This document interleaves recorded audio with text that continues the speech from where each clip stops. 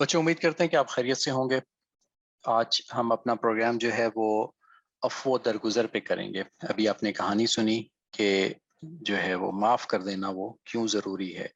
तो आज हम सीखेंगे कि माफ़ ना करने के नुकसानात क्या होते हैं और माफ़ करने के हमें फ़ायदे क्या हैं, और माफ़ करना किस तरह से सीखा जाए, इसकी आदत जो है वो हमारी तबीयत के अंदर किस तरह से आ सके। हमेशा की तरह आगाज़ इस बात से करेंगे कि हमें कोशिश ये करनी है कि हमारी तमाम ज़िंदगी जो है वो उन अमाल पे आ जाए जो कि अल्लाह के नबी जो हैं वो हमें करके दिखा गए, और ये अमाल करने से हमारी ज़िंदगियों में भी इंशाल्लाह खूबसूरती आएगी, और बाकी चीज़ों के ऊपर अमल करने से हमें कामयाबियाँ भी मिलेंगी। जो मतलब कि बताई गई हैं चीज़ें, इन पे अमल करने से हमारी ज़िंदगी के अंदर बेहद इंशाल्लाह कामयाबियाँ आएँगी। मैं एक जगह पढ़ रहा था कि कुछ लोग जो हैं वो दीन को बहुत सीरियस लेते हैं तो वो ज़िंदगी में पीछे रह जाते हैं, और उसमें जो उन्होंने दलीलें दी हुई थी उसमें वो ये बात भूल गए कि जब ये बात करते हैं दीन की तो वो उसको एज जनरल लेते हैं, यानी कि तमाम दुनिया के जो दीन हैं उनको लेते हैं, और उसमें जो हमारा दीन है उसमें जो तरीके बताए गए हैं उनको वो बिल्कुल इग्नोर कर देते हैं, उसको बिल्कुल नज़रअंदाज कर देते हैं। अगर वो देखें, उसके ऊपर सिर्फ गौर करें कि ये बताए हुए तरीके हैं, तो वो खुद इस बात को मान जाएंगे कि वाकईतन ये बेहतरीन लाहिया अमल है। और हमें जब इस तरह की बातें इंटरनेट पे और दूसरे ज़राए पे मिलती हैं तो हम लोग समझते हैं कि शायद हमारे साथ भी ऐसा है। तो ऐसे मौके पे बहुत ज़रूरी है बच्चों कि आप अपने बड़ों से राब्ते में रहें, अपने बड़ों से इसके बारे में डिस्कस करें, उनसे बात करें और समझने की कोशिश करें कि जर्नल बातों के ऊपर आपने ध्यान नहीं देना। और इसी सिलसिले में आज हम थोड़ी सी बात करेंगे इंटरनेट के ऊपर भी, डिजिटल मीडिया के ऊपर भी, क्योंकि ये आज की जो काम था बच्चों का, होम असाइनमेंट थी, उससे मुताल्लिक भी है।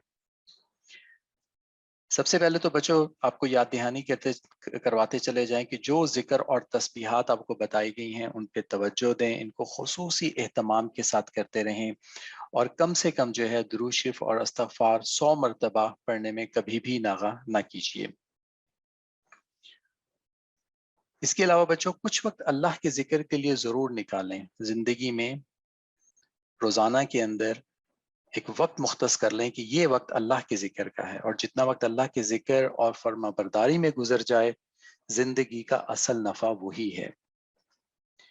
बाज़ औक़ात पूरी यकसोई नहीं हो सकती, यानी पूरा फोकस नहीं होता जिक्र के ऊपर, तो इसकी फिक्र नहीं करनी चाहिए, क्योंकि इसके बिना भी जिक्र के जो हैं वो अपने फवायद हैं। तो पूरी यकसोई नहीं भी हो रही, फोकस नहीं हो पा रहा, कोई बात नहीं।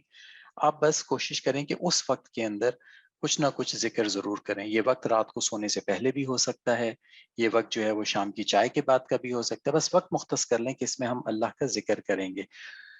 दुरूशी पढ़ें बैठ के सारे घर वाले, या कोई और अज़कार करें, लेकिन ज़रूर वो वक्त मुख्तस होना चाहिए। जैसे हम चाय के लिए वक्त निकालते हैं, जैसे हम सैर के लिए वक्त निकालते हैं, इसी तरह अल्लाह के जिक्र के लिए वक्त ज़रूर निकालना चाहिए। हम आपको एक बुजुर्ग का बताते हैं, हजरत गंगोही रहमाउल्लाह, जो कि बहुत बड़े बुजुर्ग थे, हमारे अकाबरीन में से भी हैं। उन्होंने एक मर्तबा फरमाया कि अल्लाह का जिक्र करना ही जिंदगी का फायदा है, बाकी तमाम नुकसान ही नुकसान है। और अगर किसी से जिक्र कल्ब की हजूरी से ना हो सके, यानी कोई फोकस होके जिक्र ना कर सके और जुबान तक ये जिक्र है, ये भी फायदे से खाली नहीं है।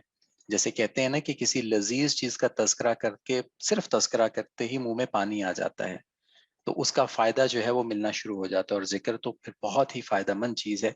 तो ये ना सोचा जाए कि मैं इस पे फोकस नहीं कर पा रहा तो मुझे जो है जिक्र नहीं करना चाहिए। नहीं, जिक्र जरूर कर लेना चाहिए, और इंशाल्लाह अल्लाह ताला जो है उसमें यकसुई भी बाद में अता फरमा देंगे, और नहीं भी होती तो उसके अपने फवायद जो जिक्र के हैं वो तो बिल्कुल मिलेंगे, और उससे जिंदगी जो है वो खाली उस फायदे से ना रहे। बच्चों, अभी हम आपसे बात कर रहे थे इंटरनेट के मुतालिक। मैंने कुछ इक्तबासात यहाँ पे शेयर कर रहा हूँ, चूंकि ये एक वेबसाइट से लिए गए हैं तो मनोअन उसी तरह से आपके सामने रख रहे हैं। इस वेबसाइट का हम आपको हवाला भी दे देंगे। मैंने कोशिश की है कि इसकी उर्दू ट्रांसलेशन ना की जाए, ताकि ये बात जहन में रहे कि ये चीज़ें जो हैं वो एक रिलायबल, एक भरोसा वाली वेबसाइट से लिए गए हैं। उसमें ये बताते हैं कि उन्होंने इंटरव्यू लिया बिल गेट्स से, स्टीव जॉब से और सुंदर पिचाई से। बिल गेट्स तो आपको पता ही होगा कि माइक्रोसॉफ्ट के जो हैं वो अकाबरीन में से, बड़े लोगों में से हैं। स्टीव जॉब जो हैं ये एप्पल कंपनी के, और सुंदर पिचाई जो हैं ये गूगल के आजकल के सीईओ हैं। और फिर बड़े और जो टेक प्लेयर्स हैं, यानी कि टेक्नोलॉजी के बड़े लोग हैं, उनसे भी इन्होंने बात की कि सिलिकॉन वैली में जो बड़े बड़े लोग हैं जो कि टेक्नोलॉजी के ऊपर जिन्होंने बहुत काम किया और जिनका बड़ा नाम है दुनिया में, तो उन्होंने बताया कि वो उनमें से जितने भी पेरेंट्स थे, यानी कि जैसे बिल गेट्स, स्टीव जॉब और सुंदर पिचाई, अपने बच्चों के लिए क्या करते हैं, they are strict about technology use. ये अपने बच्चों के लिए सख्त हैं टेक्नोलॉजी के इस्तेमाल में, क्योंकि टेक्नोलॉजी के जो फायदे हैं उनसे नुकसानात कहीं ज्यादा बढ़ के हैं। यही वेबसाइट आगे बताती है कि कुछ बुक्स सजेस्ट की गई हैं कि जिसमें स्मार्टफोन का इस्तेमाल जो है ये इसको रेगुलेट करना चाहिए, यानी कि इसको महदूद करना चाहिए और इसको वालिदैन की निगरानी में होना चाहिए। स्मार्टफोन का इस्तेमाल बेजा बच्चों के अंदर बिल्कुल नहीं होना चाहिए, और जिस हद तक हो उसमें वालिदैन की सुपरविजन हो और लिमिटेड टाइम के अंदर हो।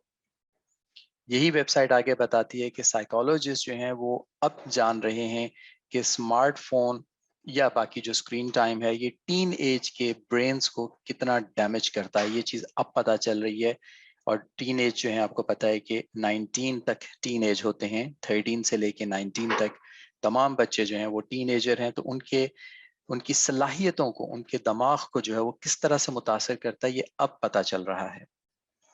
और फिर आगे वो बताते हैं कि वर्ल्ड हेल्थ ऑर्गेनाइजेशन जो है उन्होंने पेरेंट्स को एडवाइस किया है कि स्क्रीन टाइम को लिमिट कर दें। जो बच्चे 5 साल से कम है वो 1 घंटे से ज़्यादा इस्तेमाल ना करें। और एक और जगह उन्होंने बताया कि एक को रिलेशन उनको मिला, यानी कि एक उनको बात पता चली कि जिन बच्चों का स्क्रीन टाइम ज़्यादा होता है उनकी मेंटल हेल्थ के इम्पैक्ट भी ज़्यादा होते हैं। और कुछ और रिसर्च से ये पता चला कि 8वीं क्लास के बच्चों का जो है डिप्रेशन 27% बढ़ गया जब वो बहुत ज़्यादा सोशल मीडिया को इस्तेमाल करते हैं। ये तमाम मालूमात business insider screen time limit से ली गई है, जिसका मैंने नीचे हवाला भी दिया है। इसके ऊपर बाकी बात हम जारी रखेंगे जब बच्चों की हम असाइनमेंट शेयर करेंगे, फिर उस वक्त हम इसके ऊपर बात करेंगे। अभी बच्चों आते हैं आज के टॉपिक के ऊपर। अगर आपको मेरे पीछे अलार्म की आवाज़ आ रही है तो उसके लिए माजरत, क्योंकि शायद कहीं पे फॉल्स फायर अलार्म का जो है वो इंडिकेशन आया तो उसकी वजह से आ रहा था, माजरत उसके लिए, लेकिन अल्हम्दुलिल्लाह बंद हो गया ये। तो अभी हम बात करेंगे बच्चों आज का टॉपिक पे जो है अफो दरगुजर से काम लें।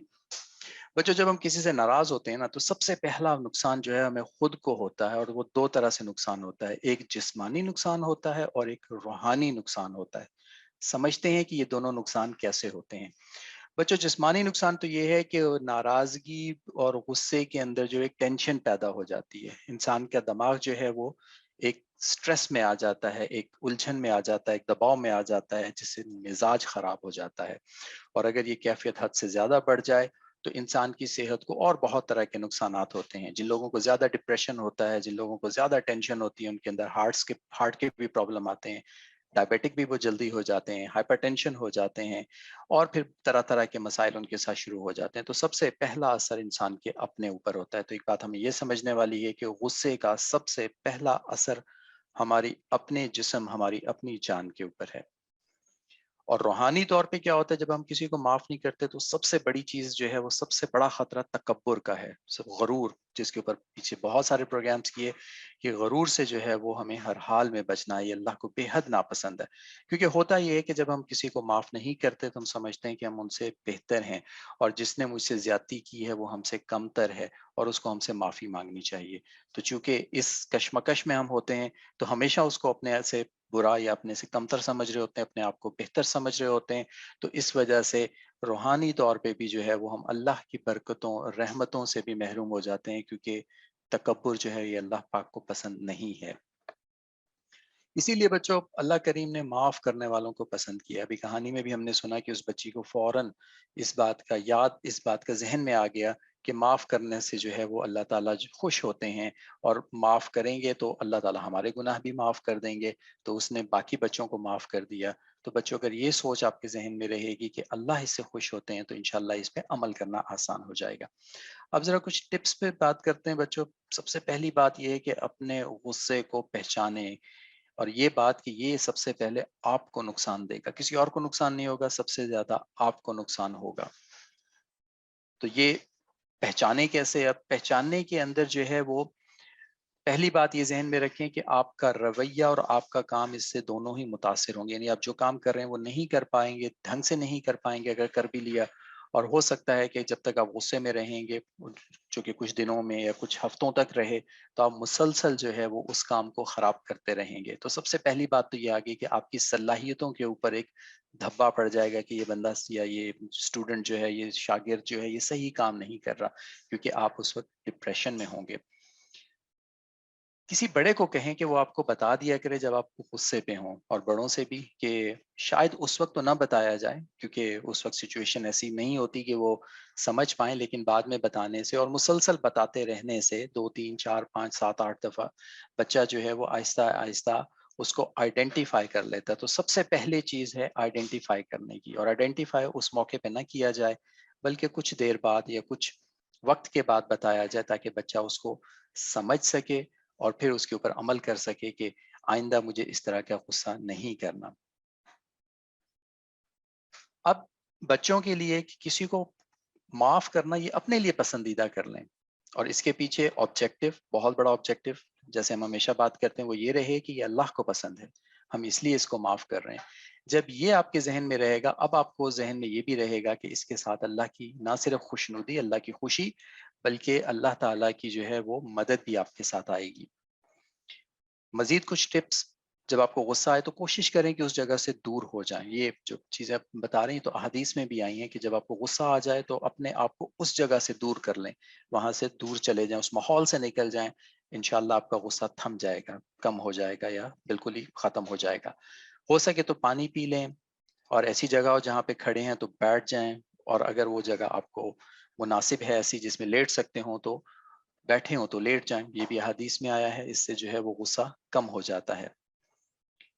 ایک اور کوشش کیا کریں کہ جب آپ کو بہت زیادہ غصہ ہے تو اس وقت بات کرنے سے اجتناب کریں، کوشش کریں خاموش ہو جائیں۔ ایک چپ 100 سکھ، اور کم بولنے میں ہمیشہ انسان کی بہت زیادہ بہتری ہوتی ہے۔ اگر ایک یہی عادت سیکھ لی جائے کہ جب غصہ آئے گا میں کوشش کروں گا کہ خاموش ہو جاؤں، کیونکہ اس وقت میری صلاحیتیں جو ہیں یہ عروج پہ نہیں ہیں، اس وقت میری صلاحیتیں ماند پڑ چکی ہیں، تو میں جو بولوں گا میری اور غلطیوں میں اضافہ ہوگا۔ تو اس تصور کے ساتھ انسان خود کو اگر کنٹرول کر لیتا ہے کہ میں خاموش ہو جاؤں، تو وہ انشاءاللہ اس کے لیے بے حد فائدہ مند ہوگا۔ پھر ذہن میں یہ بھی رکھیں جب آپ خاموش ہیں، کیونکہ خاموش ہونا کوئی آسان کام نہیں ہے، تو اس وقت ذہن میں یہ رہے کہ آپ اس وقت صبر کر رہے ہیں، اور صبر کرنے والے کے ساتھ اللہ ہوتے ہیں، تو اللہ کی مدد آپ کے ساتھ ہوگی۔ اور جیسے پیچھے بتایا، کوشش کریں کہ وہاں سے ہٹ جائیں تو خاموش رہنے میں اور بھی آسانی ہوگی۔ پانی پی لیں ہٹنے کے بعد، اس منظر سے ہٹ جائیں تو انشاءاللہ جو ہے وہ آپ کا غصہ کم ہو جائے گا۔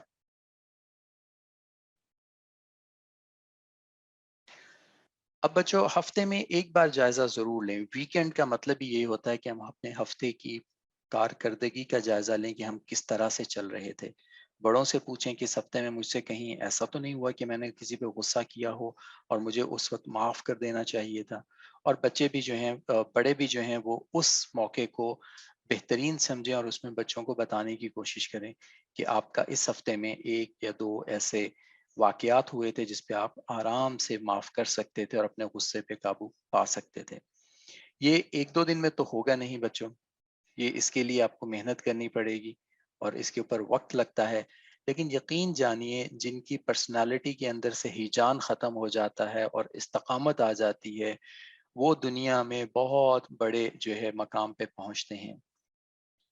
چائنیز ایک لیڈر کے بارے میں کہا جاتا ہے نا کہ وہ ٹھنڈی یخ راتوں میں جو ہے وہ تیراکی کر لیتے تھے، اور بہت زیادہ خارش کے وقت جو ہے وہ ریشمی لباس پہن کے اپنے جو مد مقابل لوگ ہوتے تھے ان کے ساتھ بیٹھ جاتے تھے۔ یہ سارا کچھ کیوں ہوتا تھا؟ کیونکہ ان کو اپنے اوپر کنٹرول ہو جاتا تھا، اور جن کو یہ کنٹرول ہوتا ہے وہ زندگی میں بہت آگے بڑھ جاتے ہیں۔ اور خصوصی طور پہ یہ جو خاموشی کا ہم نے آپ کو بتایا، خاموش ہو جانا ایسا ہی ہے جیسے آپ اپنے سیکرٹس اپنے اللہ کے ساتھ رکھ رہے ہیں، اور جو اپنے سیکرٹس اللہ کے ساتھ رکھتا ہے وہ بہت آگے بڑھ جاتا ہے. آپ جتنے بھی لیڈرز دیکھیں گے تو اپنی باتیں کم ہی کسی کو بتایا کرتے تھے، اپنے بات اپنے تک اور اپنے اللہ سے مانگتے رہتے تھے اور پھر اسی کے اوپر چلتے رہتے تھے.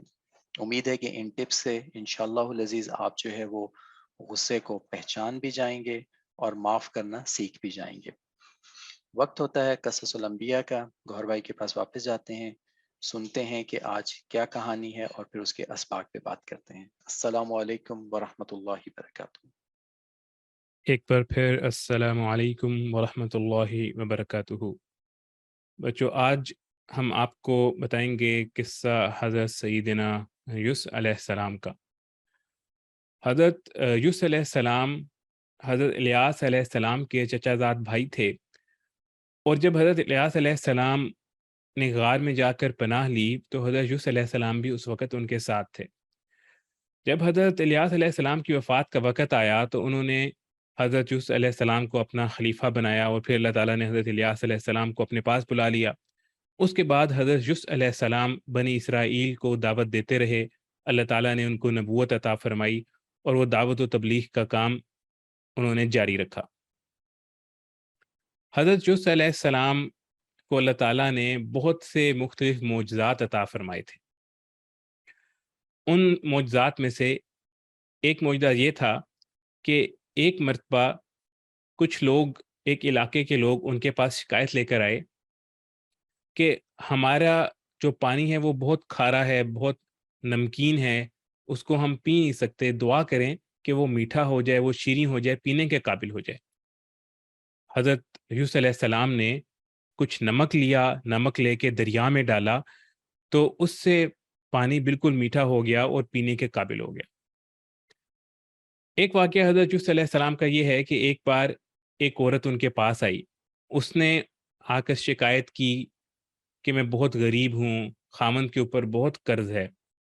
حضرت یوسف علیہ السلام نے اس سے پوچھا کہ تمہارے گھر میں کچھ ہے؟ اس نے عرض کیا کہ تھوڑا سا گھی ہے. حضرت یوسف علیہ السلام نے اس کو کہا کہ وہ لے کے آؤ. وہ ایک برتن میں گھی لے کر آئی. انہوں نے ایک خالی برتن لیا، ایک برتن سے دوسرے برتن میں گھی ڈالا اور پھر دوبارہ دوسرے برتن سے پہلے میں ڈالا. تو پہلے برتن میں بھی اتنا ہی گھی رہا اور دوسرے کے اندر بھی گھی آ گیا. اس طرح عورت ایک برتن سے دوسرے برتن میں گھی ڈالتی رہی اور گھی بڑھتا گیا، اور پھر عورت نے محلے کے اندر جا کر وہ گھی بیچنا شروع کر دیا. اس طرح اس کا سارا قرض اتر گیا اور وہ بہت مالدار ہو گئی. ایک معجزہ حضرت یوسف علیہ السلام کا یہ ہے کہ ایک دفعہ ان کے پاس ایک عورت آئی. اس کے ہاں اولاد نہیں ہوتی تھی. حضرت یوسف علیہ السلام نے اس کے لیے دعا فرمائی تو اللہ تعالیٰ نے اسے ایک بیٹا عطا کیا، مگر چند دنوں کے بعد وہ مر گیا. اللہ تعالیٰ نے اسے حضرت یوسف علیہ السلام کی دعا سے پھر سے زندہ کر دیا. ایک دن حضرت یوسف علیہ السلام کے ایک شاگرد نے کھانا پکایا اور غلطی سے اس کے اندر زہر ڈال دیا. جب حضرت یوسف علیہ السلام وہ کھانا کھانے لگے تو آواز آئی کھانے کے اندر سے کہ مجھ میں زہر ملا ہوا ہے.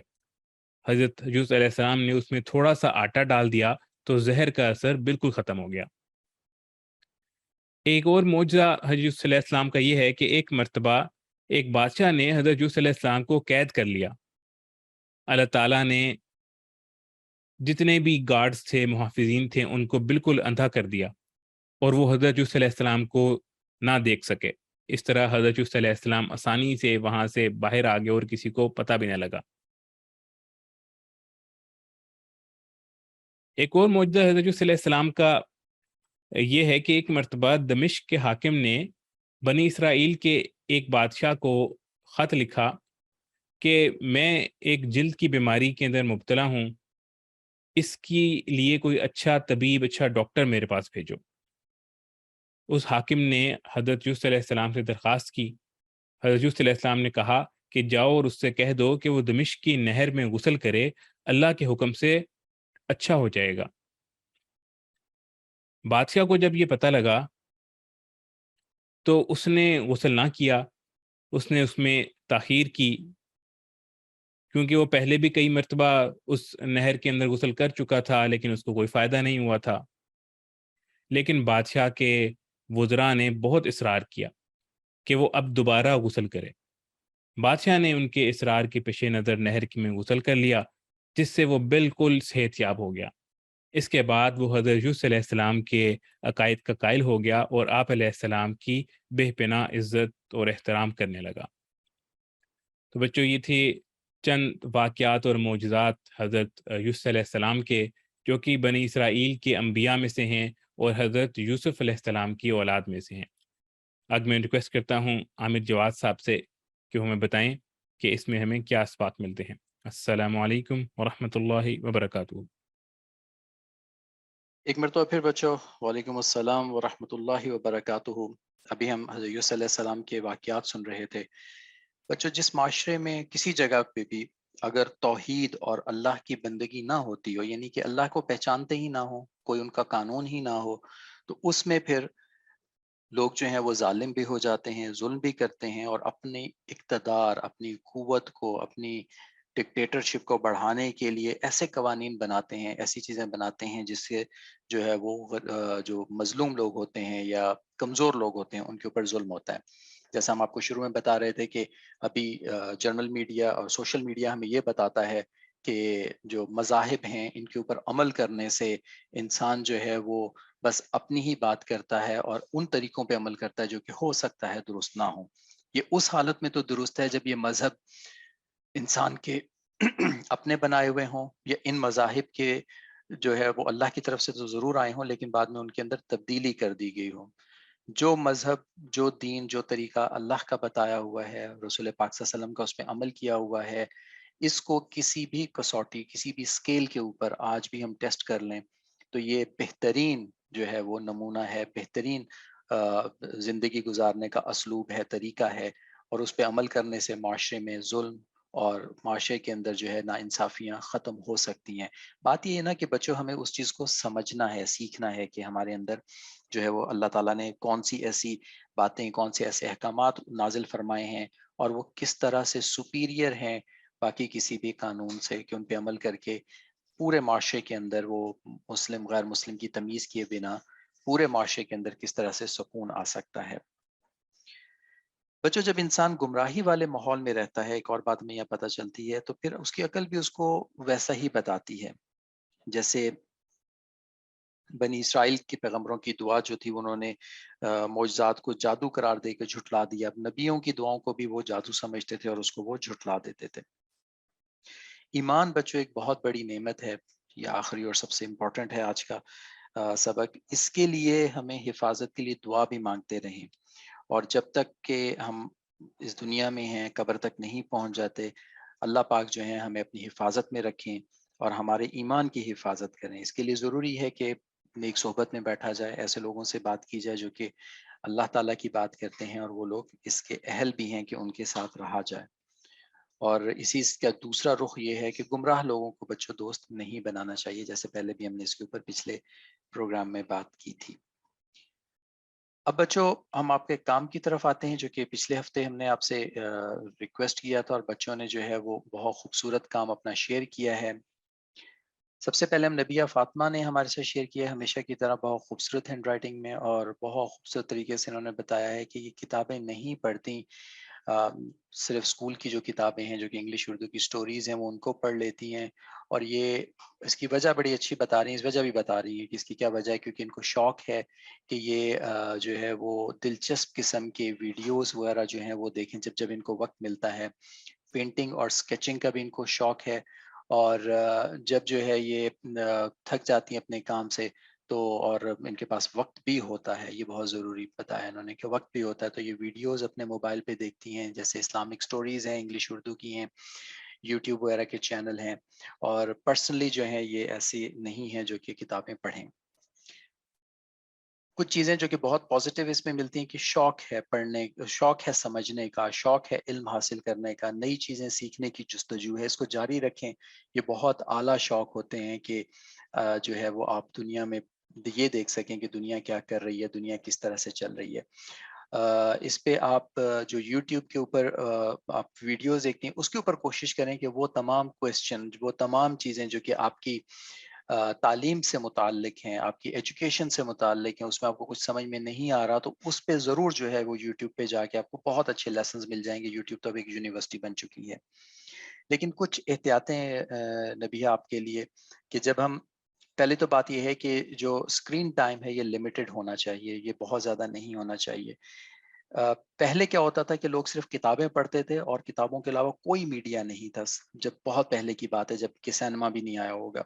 پھر اس کے بعد لوگوں نے سینما ایجاد کر لیا تو 1.5 2 گھنٹے 3 گھنٹے وہ ایک کہانی کو ویژولائز کر لیتے تھے. اب ان کی ویژولائزیشن کم ہونا شروع ہو گئی، فوکس بھی کم ہونا شروع ہو گیا. اس کے بعد نیا دور آیا اور اس میں یوٹیوب آئی 15 سے 20 منٹ کا. اب بچوں کا فوکس اور کم ہو گیا اور بچوں کا جو ہے وہ ویژولائزیشن اور کم ہونا شروع ہو گئی کیونکہ پکی پکائی چیز سامنے ہے. اور اس کے بعد ایک اور سٹیپ آگے آیا ٹک ٹاک، اور اس میں بچوں کا فوکس جو ہے وہ منٹ سے نکل کے سیکنڈز میں آ گیا کیونکہ سیکنڈز میں وہ چیزیں چینج ہو رہی ہوتی ہیں. ٹک ٹاک تو ویسے ہی بہت خطرناک ہے، کوشش کریں تمام بچے جو ہے اسے اپنے آپ کو بہت زیادہ محفوظ رکھیں. لیکن باہر کیف یوٹیوب کے اوپر بہت اچھا مواد ہے، اس کو آپ ضرور کنسلٹ کریں، لیکن کوشش کریں کہ ہفتے کے اندر چند گھنٹے مقرر کر لیں، 5 گھنٹے 7 گھنٹے پورے ہفتے کے اندر 10 گھنٹے اس میں آپ کتاب ضرور پڑھیں. کتاب کو لے کے ضرور پڑھیں. کتاب پڑھنے کا فائدہ یہ ہوگا کہ آپ کی ویژولائزیشن بڑھ جائے گی، یعنی کہ آپ ان چیزوں کو ویژول کر پائیں گے جو کہ آپ کے سامنے نہیں ہے، اور اس سے جو ہے مینٹل ایکٹیویٹی آپ کی بڑھ جائے گی. آپ کا جو برین ہے یہ ان چیزوں کو زیادہ سمجھنا شروع کر دے گا. اور پھر کافی ساری ایسی چیزیں ہوتی ہیں جو کہ اس رائٹنگ میں شاید مسنگ ڈاٹس ہوتے ہیں، تو ان کو مسنگ ڈاٹ کو لنک کرنا بھی برین سیکھ جاتا ہے، جس سے کوگنیٹو ازم جو ہے دماغ کا جو ہے سوچنے سمجھنے کی صلاحیت ہے یہ امپروو ہو جاتی ہے. تو کوشش کیجئے گا. بہت ریسنٹلی یہ ہوا ہے کہ ہمارے جو اکابرین ہیں انہوں نے ایک بڑی عجیب بات کرنا شروع کر دی جو اسی سے ریلیٹڈ ہے کہ قرآن پاک آپ موبائل پہ پڑھتے ہیں بڑا اچھا کرتے ہیں، لیکن کبھی کبھار کوشش کیا کریں کہ قرآن پاک جو ہے وہ کتاب کی شکل میں جو ہے اس کو ضرور ہاتھ میں لے کے پڑھا کریں، کیونکہ اس کے اپنے فوائد ہیں، اس کے اپنے بینیفٹ ہیں. اور اب اکابرین ہمارے بڑے جو ہیں مسلسل اس بات کی تلقین کرتے ہیں کہ آپ سفر میں یا ایسی جگہ جب قرآن پاک جو ہے وہ آپ کے پاس بک کی شکل میں نہیں ہے تو بے شک آپ ضرور پڑھیں، کیونکہ بہت اچھا ہے کہ آپ اس وقت میں قرآن پاک کی تلاوت کر رہے ہیں تو موبائل پہ ضرور پڑھیے. لیکن اگر آپ کو جیسے ہی اپنے مقام پہ واپس آتے ہیں تو کوشش کریں کہ قرآن پاک کتاب کی شکل میں جو ہے وہ اس کو لے کے کھول کے پڑھیں، کیونکہ اب یہ ہو رہا ہے کہ اس کا ایک نور آپ کے اندر ہوتا ہے. تو اسی طرح کتابوں کے اندر بچوں جو نالج ہوتا ہے اس کا ایک نور آپ کے پاس آتا ہے جب آپ کتاب کو لے کے پڑھ رہے ہوتے ہیں. اسی سے ملتا جلتا مضمون حلیمہ نے لکھ کے بھیجا، اور سم ہاؤ مجھے لگ رہا ہے کہ دونوں کی ہینڈ رائٹنگ بہت ملتی جلتی ہے. ویری امیزنگ، لیکن باہر بہت خوبصورت ہینڈ رائٹنگ ہے. بچوں اس کو جاری رکھیں، کوشش کریں کہ آپ کی ہینڈ رائٹنگ ہمیشہ اسی طرح سے جو ہے وہ خوبصورت رہے. یہ بھی بتا رہی ہیں کہ یہ کتابیں نہیں پڑھ پاتی، انہوں نے کچھ کتابیں پڑھی ہیں اور یہ ہے کہ ان کو ریڈنگ شاید اتنا جو ہے وہ اچھا نہیں لگتا، اور بکس جو ہیں وہ ایکسپینسو بھی ہوتی ہیں، لیکن بہرحال ان کو ابھی جو ہے اس طرح سے مزہ نہیں آ رہا بک پڑھنے کا. اور اپنے فارغ وقت میں جو ہے یہ کرافٹ بناتی ہیں، ڈرائنگ کرتی ہیں، اور ویسے بھی اسکول کے وقت سے بہت ہی کم فرصت ملتی ہے تو یہ پھر جو ہے اسی طرح سے ویڈیوز جو ہیں وہ دیکھ رہی ہیں جو کہ نبیہ نے بات کی تھی. تو حلیمہ آپ کے لیے بھی کہ آپ نے بھی وہی بات بتائی کہ آپ کے اندر جستجو ہے کچھ سیکھنے کی، کچھ کرنے کی، جس کے لیے آپ وہ ویڈیوز دیکھ لیتے ہیں، اور ساتھ ساتھ میں کرافٹ اور ڈرائنگ جو ہے یہ ایک اچھا مشغلہ ہے. اور خصوصی طور پہ اگر ڈرائنگ ہم جاندار چیزوں کی یا خصوصی طور پہ انسانی شکل کی نہیں بنا رہے، اس کے علاوہ کچھ بھی بنا رہے ہیں تو وہ ایک بہت اچھا مشغلہ ہے. اور آپ کے لیے بھی وہی نصیحت کہ جب آپ کو وقت ملے کوشش کریں کہ آج سے اپنے لیے ایک وقت مقرر کر لیں کہ ہفتے میں کچھ دیر ضرور جو ہے وہ آپ بیٹھ کے کتابوں کو پڑھنے کی کوشش کریں گے اور کتابوں کو سمجھنے کی کوشش کریں گے. آپ کو اس میں دلچسپی ابھی پیدا نہیں ہو رہی تو اس کے لیے آپ کو ایک ٹپ بتا دیتے ہیں. آپ ایسا کیجیے، آپ کے گھر میں چھوٹا بھائی موجود ہے یا اور کزنز وغیرہ ہیں، ان کے لیے ایک وقت رکھیں اور ایک سٹوری ٹائم بنا لیں. آپ اس کتاب کو پہلے پڑھ لیں اور پھر اس کو بچوں کے لیے جو ہے نا ریڈ آؤٹ کیا کریں اس طریقے سے جس میں آپ مختلف جو ہے اس کے اندر اپنی آواز کو چینج کر کے جو سٹوری کا لے ہوتی ہے اس کو کرنے کے لیے، جس کو سٹوری ٹیلنگ بتاتے ہیں. جب آپ یہ کرو گے بچے تو آہستہ آہستہ کیا ہوگا کہ آپ کو اس کے اندر دلچسپی پیدا ہونا شروع ہو جائے گی، اور اس سے ایک تو آپ کی جو ہے وہ بیان کرنے کی صلاحیت وہ بڑھے گی انشاءاللہ، اور دوسری یہ کہ ان کتابوں کے اندر آپ کو دلچسپی بھی پیدا ہو جائے گی. اس کے ساتھ ہی ہم آج کے وقت کا پروگرام ختم کرتے ہیں کیونکہ وقت پورا ہو چکا ہے. آپ کی نمازوں کا جو ہے وہ ہمیں مل گیا تھا شیڈیول، اور عبادات کا وہ پھر ہم انشاءاللہ اگلے ہفتے شیئر کریں گے۔ اگلے ہفتے کا بچوں آپ کے لیے کام وہ ہم ابھی سے آپ کو بتا دیتے ہیں، کوشش کریں گے کہ ویب سائٹ پہ بھی پوسٹ کر دیں کہ آپ احادیث اور قرآن پاک سے ہمیں روشنی میں بتائیں کہ عفو و درگزر یعنی معاف کرنے کے کیا فائدے ہیں، اس کے اوپر مضمون لکھیں، اور آپ کی اپنی زندگی کے اندر اس میں کچھ جو ہے کوئی ایسا واقعہ گزرا جس میں آپ معاف کر پائے ہوں یا نہ کر پائے ہوں، دونوں صورتوں میں ہمیں لکھ کے بھیجیے گا۔ ہم آپ سے لکھنے کے لیے اس لیے کہتے رہتے ہیں کہ اس سے آپ کی جو تحریری صلاحیتیں ہیں یہ بڑھ جاتی ہیں۔ ابھی ہم نے بیان کی صلاحیت بتائی حلیمہ کو، اور اسی طرح سے تحریری صلاحیتیں جو ہیں وہ بڑھ جاتی ہیں۔ امید کرتے ہیں کہ آپ بچے اس پہ عمل کریں گے اور اپنا دین کا اور پاکستان کا نام بے حد روشن کریں گے۔ ہمارے ساتھ رہیے گا۔ ابھی عامر عثمان صاحب ان تمام باتوں کو ریوائز بھی کروا دیں گے اور دعا بھی ہوگی۔ ہم سب کی محنت ہے ہفتے بھر کی، دعا میں ضرور شریک ہوئیے گا۔ السلام علیکم ورحمۃ اللہ وبرکاتہ۔